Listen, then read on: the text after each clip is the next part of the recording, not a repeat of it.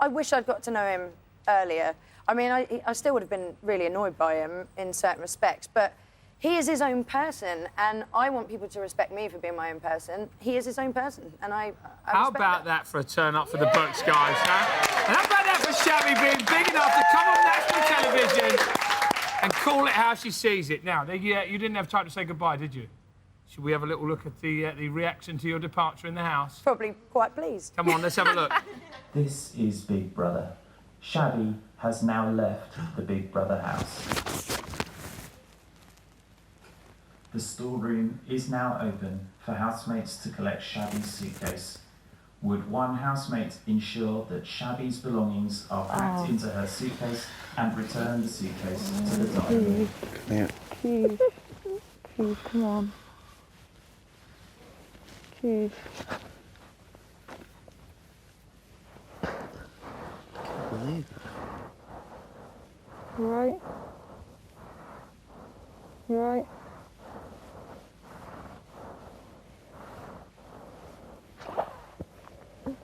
Oh, well. Did you know that that was going to happen now? I didn't think she'd go without saying goodbye to me. Maybe it's too. How about that, Keith? Slightly contrasting reaction there between Kiva and Nathan. Not bothered anyway. Yeah. So you're not bothered? She seemed, She seemed upset, didn't she? I don't want to... My reasons for not saying goodbye to her was actually for her benefit. If she wants to leave, I want that to be her own call, not because I'm also leaving. Yeah. It has to be her thing. This is her experience. Yeah. Shabby, we've got a present for you. Is it my hat? Let's have a look. Let's have Shabby's hat. It is your hat. Reunited at last. Are you happy? Oh, yeah. Are you Shabby, are you going to be going back to your squat now?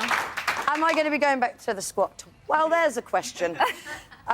Maybe not for a little bit, but I will rejoin them, yeah. Right. I just need some time to readjust to not being confined to a very small space. And, you know, we've had, you know, a nice bathroom and, you know, a big garden and all those kind of things.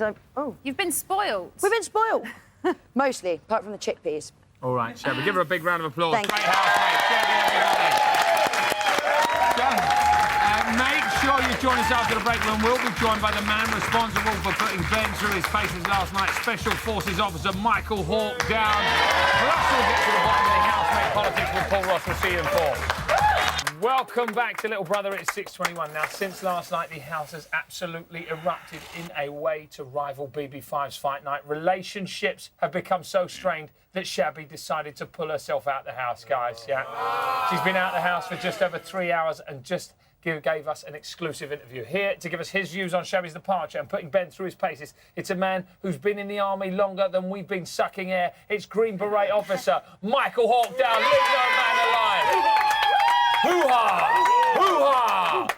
Michael. You're getting good at that. Hoo-ha! When you've got a deserter in the ranks, what's the normal army procedure dealing with someone who's gone AWOL? I'm not talking about a terrible 80s film with Jean-Claude Van Damme. That is a bad film. Basically, you got to recapture and then incarcerate them.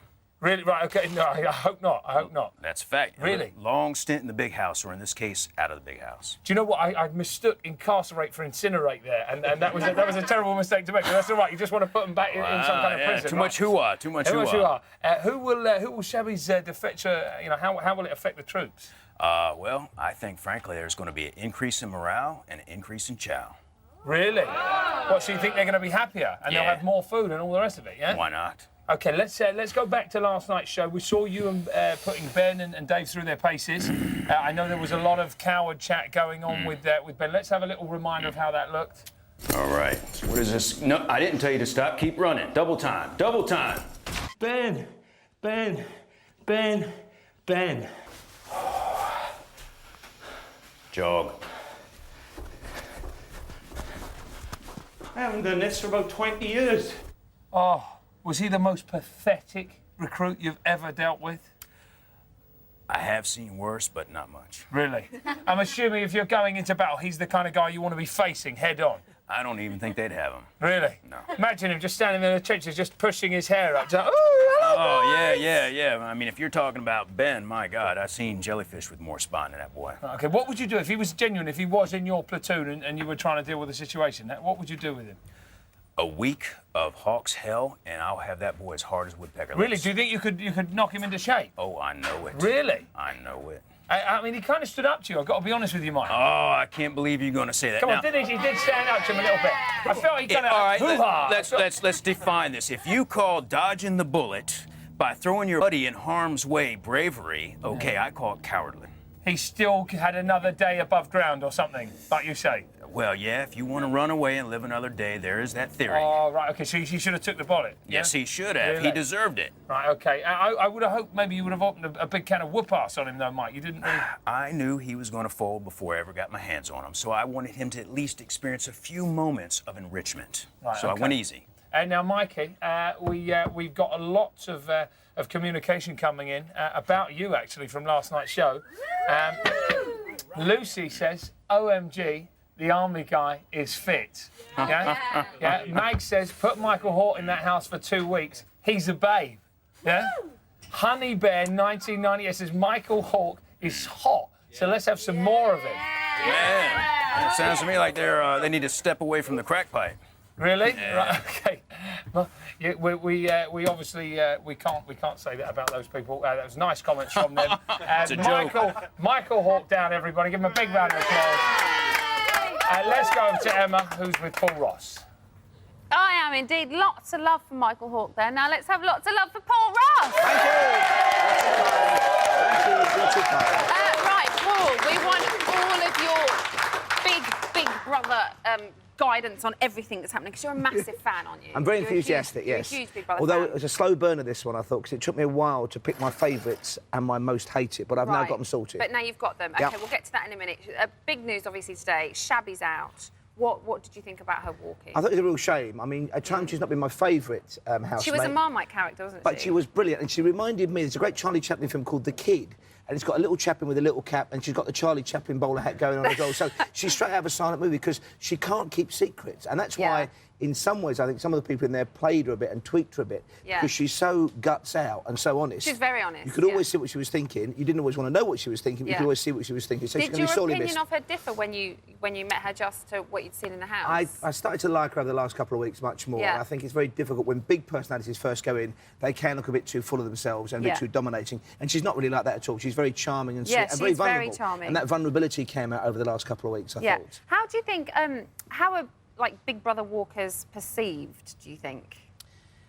It's a difficult thing to say with Shabby here, but I think they're basically perceived as lightweight losers and deadbeats.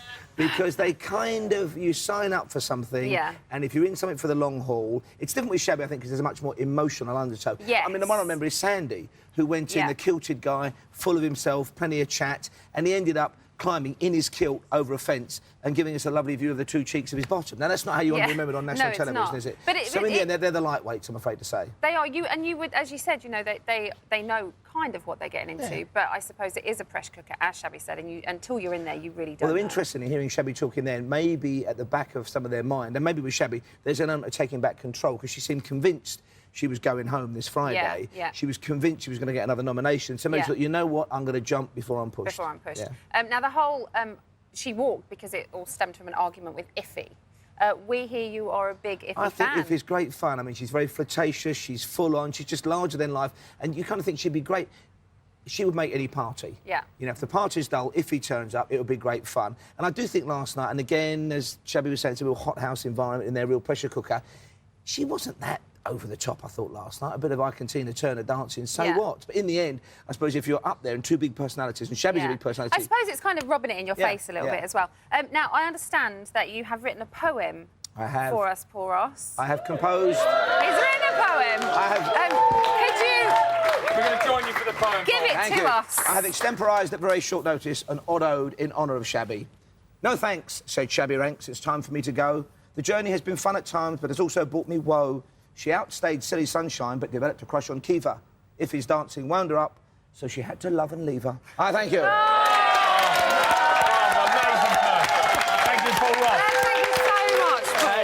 Now, before the end goes, I've got the poll results. The poll today, should Shabby have walked? Guys, you answered in your thousands. 36% of you said yes, she clearly had enough, which means 64% of you thought that she was really entertaining and she should have stayed in the house. How about that? Right, sadly, that's all we have time for. Thank you to Shabby, Poros and Michael Hall. Make sure you tune into the main show tonight, early time of 8 o'clock on Channel 4. And join us tomorrow when we'll be hearing more from Shabby. She'll be giving us her take on her first 24 hours out of the house. Until then, take care. Goodbye.